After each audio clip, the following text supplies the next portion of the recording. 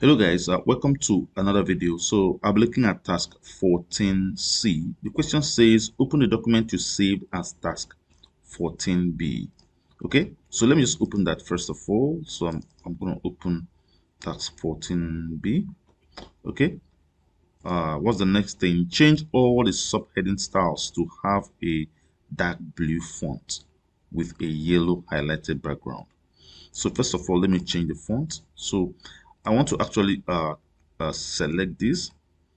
Okay, I want to actually change the font to dark blue. Let me just check, use this so that to be obvious. Okay, I also want to change the background to yellow.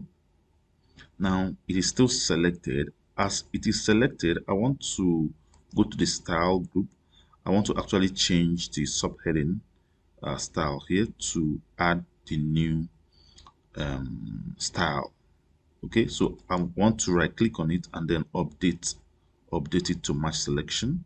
So I'll just update that. Okay, if you're careful enough, you will see that as I updated that, as the subheading here changes, the next one also changes because they share the same style. It also changes. So the yellow background color did not apply, right? So you have to apply it manually. So I don't think it goes with the style, so I need to add that manually, right?